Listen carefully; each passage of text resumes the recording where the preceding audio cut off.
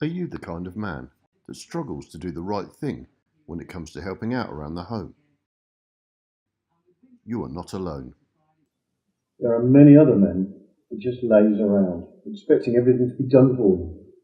But it's never too late to make a fresh start and start making changes, one simple, small step at a time. And I'm here to help you with every little step. So let's just look at something that you can do differently. How about making a cup of tea? Let's first of all look at what you need. You're going to need a cup or a mug. You're going to need some hot water. You're going to need a tea bag, some milk, and maybe some sugar, and a teaspoon. And of course, you're going to need someone to make the cup of tea for. But I don't want to rush, we're going to come to that later. There's no point in offering one until you've learned and mastered the skills of actually making one. Unlike some help videos, where everything's just already arranged out on the table, there are spoons, a tea bag, milk, sugar, and a cup already organised. I'm just going to go back a step and give you a guide as to where you can find some of these items within a kitchen. So just hang on, we're going to take a little tour around the kitchen. Right then, let's just have a look. Here's a kitchen. You can see the worktop. Okay, so first of all, I've identified early on, you can see here, this is a kettle, and we're going to use this to make some hot water a little bit later. Make sure it's plugged in, and the water goes in the top.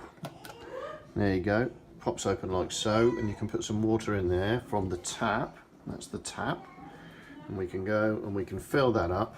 It's got some water in it already, and that's how we get our water hot. It's important that you find a kettle. They may not all look like that, there'll be different colours, usually on the work surface. Now then, things start getting a little bit harder. We need to find some milk. Now, I happen to know, because I've done a little bit of work in advance, that this is in fact a fridge here. Here you go. And in the fridge we can find some milk. Perfect. Let's get the milk out. There we go. We also need a cup. Now, cup's quite difficult, usually in a cupboard. So, okay, could be any of these cupboards, to be honest, without going all the way around. But I think in this cupboard here, we're going to be able to find a cup. There we go, there's a cup.